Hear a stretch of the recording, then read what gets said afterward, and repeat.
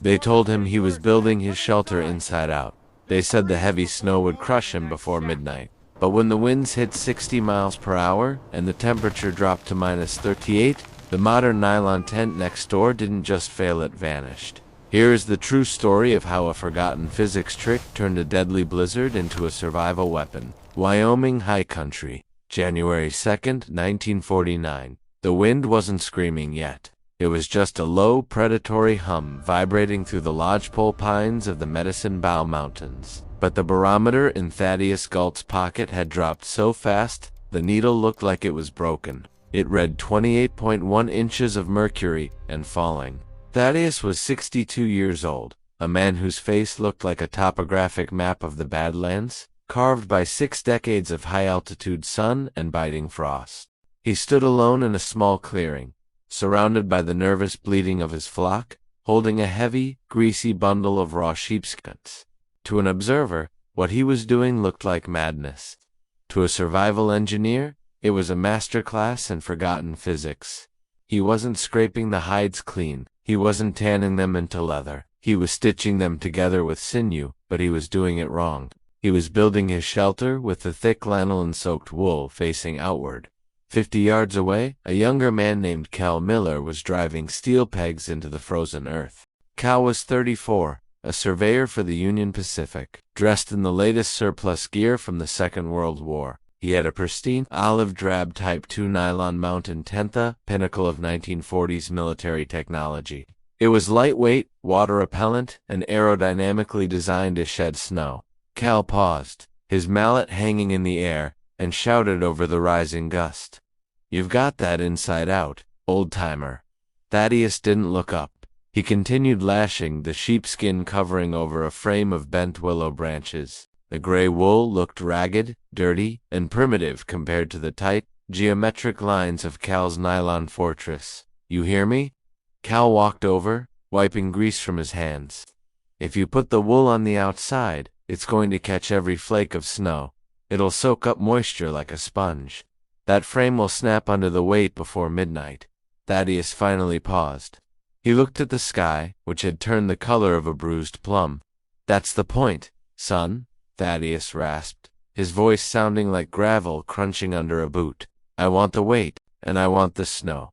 Cal laughed, a sharp barking sound that seemed too loud in the thinning air. "Suit yourself.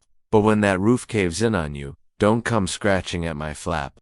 I've got an airtight seal. Modern chemistry, Thaddeus, it sheds water. It sheds snow. Frictionless. Frictionless," Thaddeus repeated, testing the word like it was a sour berry. "We'll see how warm frictionless keeps you when the mercury hits 40 below. Cal shook his head, retreating to his synthetic sanctuary. He saw Thaddeus as a relic, a man clinging to the superstition of the frontier. He didn't realize he was looking at a bioengineer who understood a principle of thermodynamics that modern manufacturing had completely ignored. By sunset, the temperature had plummeted from 15 degrees to 12 degrees below zero. The great blizzard of '49 had arrived, and had brought with it a lesson in physics that neither man would ever forget. To understand why Thaddeus Galt wasn't insane, you have to understand the specific engineering pedigree he came from. Thaddeus wasn't just a shepherd.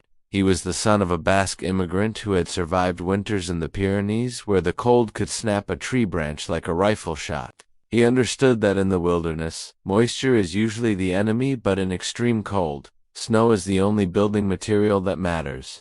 Thaddeus's shelter was a modified Bender tent, a hemispherical dome about 8 feet in diameter. The structure was simple, 12 willow saplings driven into the ground and bent to form a cage. But the skin was the secret. He used 12 untanned sheep pelts, cured only with smoke and their natural oils. When Cal Miller looked at the tent, he saw a soaking wet disaster waiting to happen. He was thinking about hydrophobia, the fear of water. Modern survival gear is built on the premise that you must repel the elements. Nylon is coated with polyurethane to make it slippery. The goal is to have the snow hit the roof and slide off immediately, keeping the tent light and dry. Thaddeus was operating on the principle of insulation capture. He knew that raw wool has a microscopic scale structure that acts like Velcro for snowflakes. He didn't want the snow to slide off. He needed to catch it. As the last light faded from the sky, Thaddeus crawled inside his hairy, dark dome.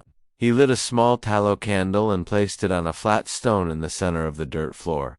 Then, he waited. The physics of what happened next is a study in thermodynamics that rivals any modern HVAC system. Outside, the wind speed hit 40 miles per hour. The snow wasn't falling. It was being driven horizontally, like sandblasting grit.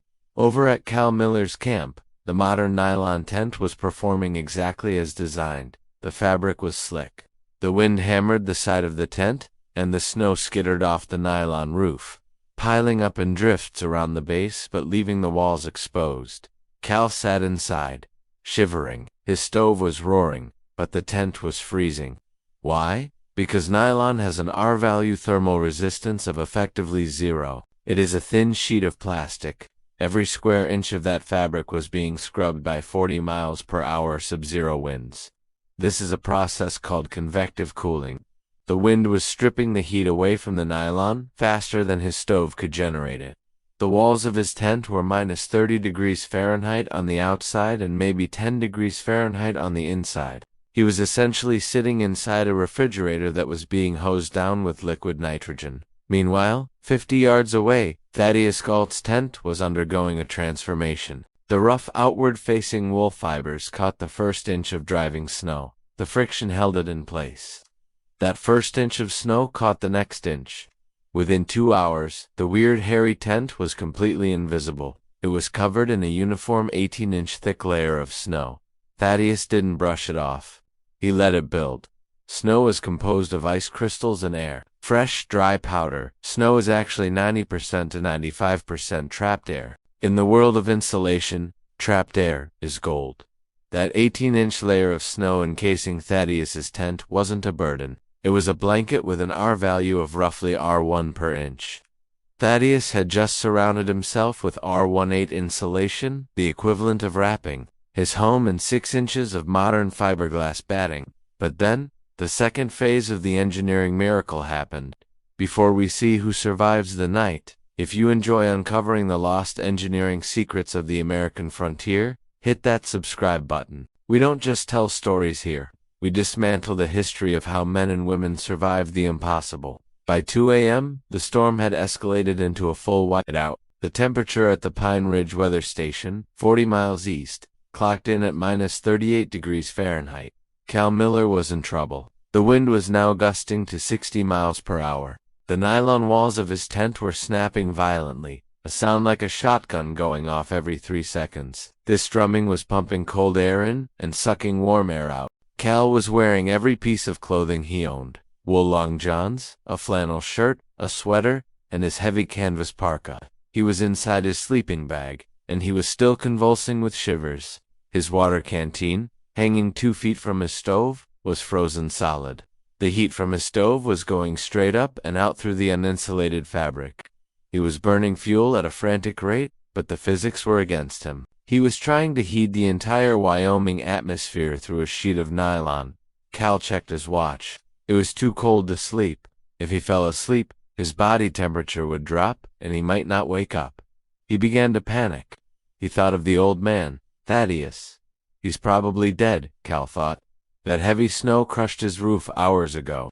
He's buried in a tomb of his own making. But inside the sheepskin dome, Thaddeus Galt was sitting in his shirt sleeves, whittling a piece of pine.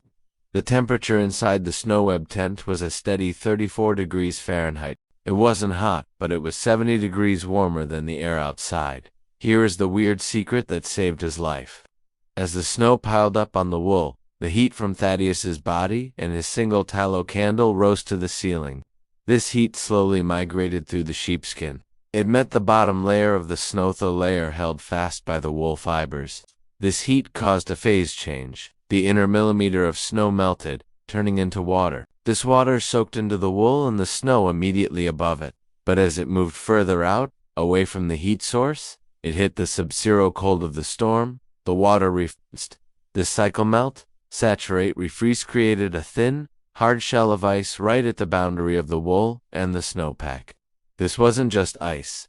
It was a composite material, reinforced by the stiff guard hairs of the sheep's wool. It was stronger than concrete, Thaddeus had inadvertently created a structure similar to picrita, mixture of ice and wood pulp proposed during World War II to build unsinkable aircraft carriers. Teehee wool fibers stopped the ice from being brittle. The ice stopped the wind from penetrating the wool. The wind outside was screaming at 60 miles per hour, but inside, the air was dead still. The ice shell blocked 100% of the wind. The 18 inches of snow outside, that shell provided the insulation. The sheepskin provided the structural matrix. Thaddeus was not in a tent anymore. He was inside a biomorphic igloo that used his own body heat to harden its walls. Around 4 a.m., disaster struck the modern camp. A gust estimated at 70 miles per hour hit the campsite. Cal Miller's nylon tent, rigid with cold and vibrating with tension, suffered a catastrophic failure. The aluminum center pole snapped. The sheer force of the wind ripped the stakes from the frozen ground. In seconds, Cal was exposed. The nylon fabric whipped away into the darkness, leaving him huddled in his sleeping bag on the bare, wind-scoured earth. The cold hit him like a physical blow. It felt like burning acid. Exposed to the wind at minus 38 degrees Fahrenheit, frostbite on exposed skin takes less than 5 minutes. Cal knew he was dead. He couldn't fumble with matches. He couldn't dig a cave in the frozen granite earth. He had one chance. He crawled. He left his gear, his stove, his pride. He crawled on his hands and knees through the blinding white void, dragging his sleeping bag, heading toward where he remembered the old shepherd's camp being. He expected to find a flattened ruin. He expected to find a corpse under a pile of snow-covered skins. Instead, he bumped into a mound. It felt hard, like a rock. It was a massive, smooth dome of snow, shaped by the wind but immovable. Cal found the lee side, away from the wind, and clawed at the snow.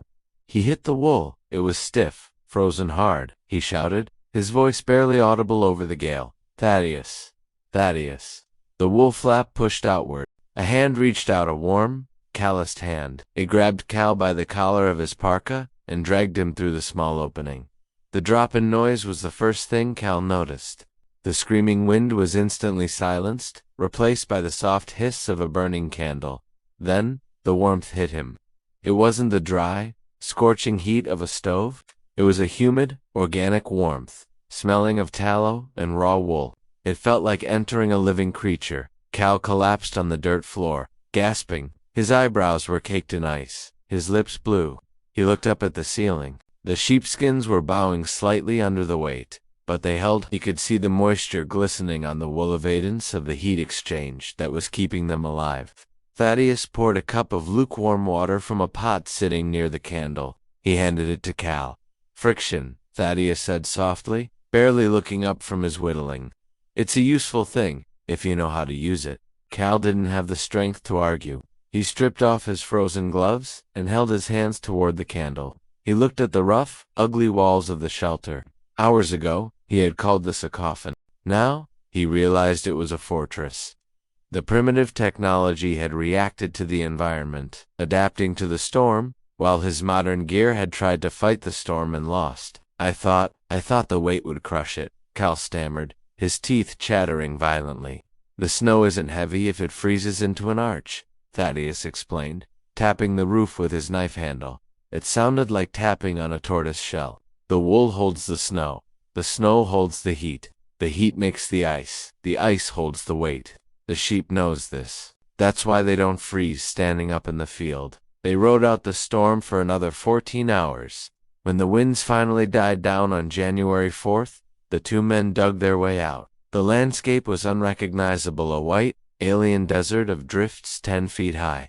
Cal's tent was gone, likely blown miles away into the next county. His stove was buried. His survival was entirely owed to 12 greasy sheepskins and a stubborn old man who understood the thermodynamics of friction. The aftermath of the '49 blizzard changed the way locals thought about survival, at least for a generation. While the rest of the county was suffering from burst pipes and drafts that defied modern insulation, Thaddeus Galt's design was quietly adopted by the few who paid attention. By the following winter, 3 cattle ranchers in the Laramie Valley had modified their line shacks.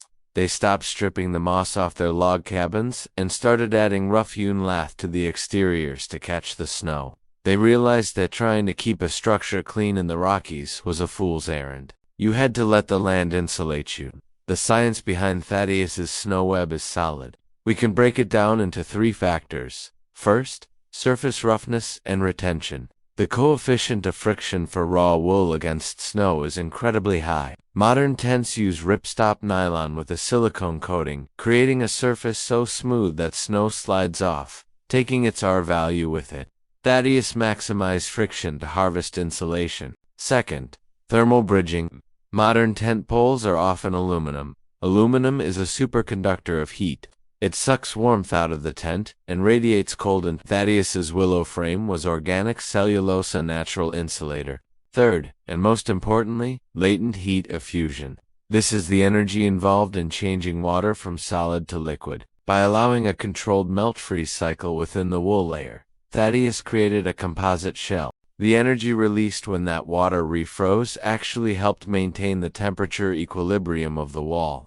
Thaddeus Galt didn't know the equation for latent heat. He didn't know R values, but he knew that in the frontier, arrogance kills faster than the cold. He knew that the goal isn't to conquer nature with technology. It's to align your engineering with the brutal reality of the environment. Cale Miller went on to become a lead surveyor for the state. He never bought a nylon tent again. When asked about it years later, he would simply say, "Plastic doesn't have a heartbeat." When the wind blows, you want a shelter that knows how to fight back. The frontier didn't reward tradition, and it certainly didn't reward the newest shiny toy. It rewarded what worked. And sometimes, the most advanced technology on Earth is just a dead sheep and a little bit of friction. This is the Frontier Historian. If you want to survive the next storm, stop fighting the snow and learn how to use it.